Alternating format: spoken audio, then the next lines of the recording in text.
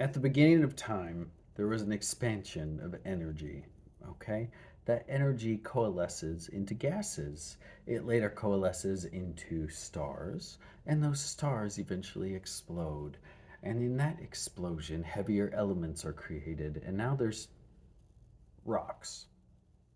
Now there's rocks, for lack of a better term. And of these rocks, eventually planets are made.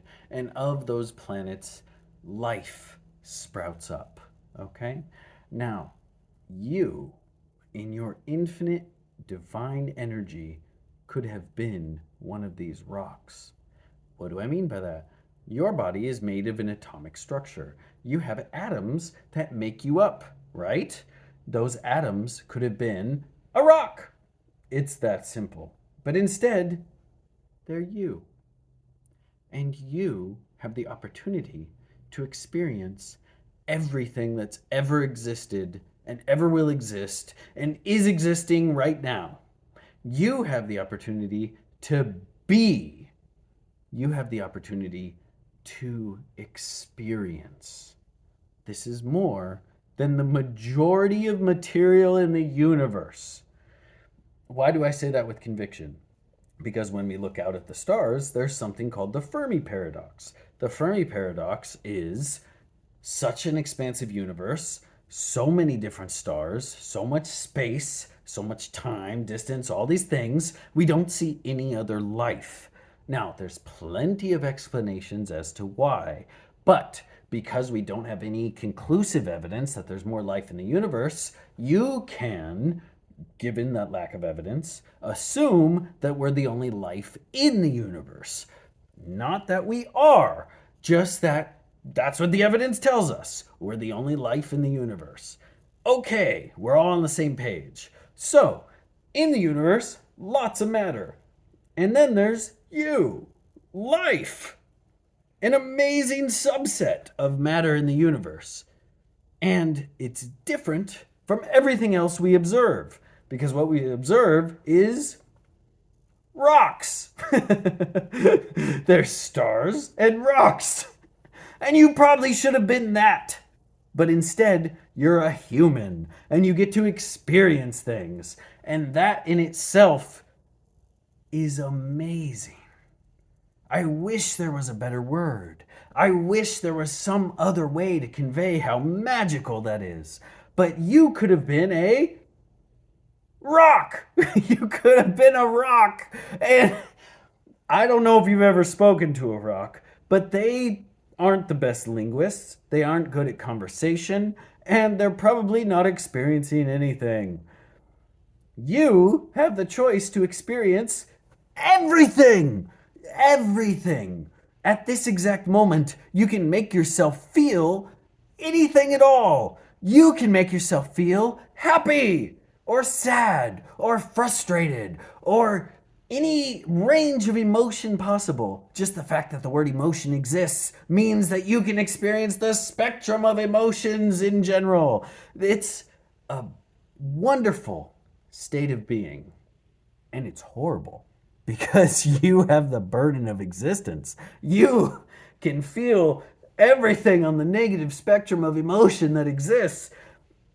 And when you stop for a second and realize what that means, that you're experiencing, that's magic in and of itself. The fact that you feel something horrible is awesome because you could have been a rock. You could have been a rock. And that is so cool. That is so cool. You could have been nothing, basically. How many times has a rock looked at a sunset? And you might say infinite number of times. You know, rocks have been very present in the whole scheme of the universe existing. Sure, sure. But every time I ask one, how did that sunset relate to the millions of sunsets you've seen in the past? It never answers me. Rocks are terrible conversationalists. You, on the other hand, get to experience anything and everything at any exact moment of any time that's ever existed because you are here now. You are the magic trick of the universe. You are the spectacular accumulation of the Big Bang up to this point, actually experiencing this moment. And everything in your life could have gone horribly. It could be a terrible existence. You could have a really, really, really, really bad life. And that's still infinitely better than rock. Rock, it sucks to be a rock. You got nothing. You just sit there all day and experience nothing. And you might think in your experience, which is full of pain and suffering and frustration, that it would be better to be the rock. And maybe there's some wisdom in what you're thinking. Yes, it would feel better to feel nothing because the pain that I feel is exceedingly more massive than any of the good that I feel in my life. Absolutely. But look at the frame of reference in which you're thinking. You're comparing one feeling to another. And the rock feels no thing. It doesn't feel the negative. It doesn't feel the positive. It feels nothing. You have the magic trick of experience. You have the magic trick of experiencing what's going on at this exact moment, at the next moment, at every moment of your life. You are alive and creating a narrative, creating a story that is infinitely unique to your genetic code, infinitely unique to every other person who's ever existed on the planet at any time, anywhere in the universe. Because, like I said earlier, there's no evidence that there's life anywhere else. You're the only person in the entire universe that is experiencing what you're experiencing right now, and that alone, hopefully, makes you feel just a little bit better. Because your story is not only unique, it's magical. It's magical. Because you're not a rock. You understand?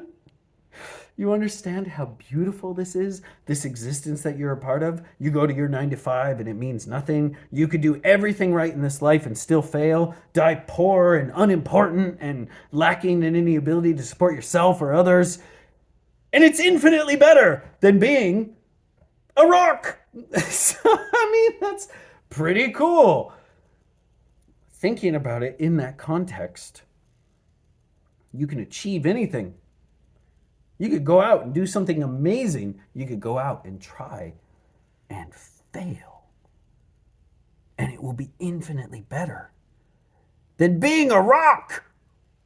So just think about that. Just ponder it for a little while about how the misery, the suffering, the failure, the complete lack of significance you feel, the pain and everything that's in your soul that is bothering you and crumpling you up and making you a miserable human being. All of that is making you infinitely better and more interesting and providing you with a divine trajectory compared to the rock, okay? Frame it in that sense. Frame it in such a way that you actually get to experience life. You actually get to kind of guide the boat down the river of existence. And at the same time, admire the fact that there is a river. Holy cannoli. You actually get to acknowledge that a sunrise exists. Do you know how many infinite sunrises rocks have seen? Ask them. Ask them. How does this sunrise compare to the millions you've seen? They suck. They can't tell you a thing about the previous sunrises. But you can acknowledge the beauty of this new day. You can acknowledge the beauty of existing for 24 more hours. And your story might end. Your story might be tragic. It might be very painful. You might be in a lot of pain right now. But you have created a narrative that is infinitely more interesting than the majority of the matter in the universe, according to what we know. And that should inspire you to continue your day. That should inspire you to continue on this meaningless, ridiculous, hopeless life that you're a part of. Because it doesn't have to be those things. That's just how you perceive it. That's just how you convey it to others. And you can change it at any time simply by making a choice in your mind. And all of that is beautiful too, because you've made a choice at the time, you're experiencing at the time, and it's infinitely better than being a rock. Go on, have a great day, and feel some gratitude for where you are. Good luck with what you're doing. Talk to you later. Bye.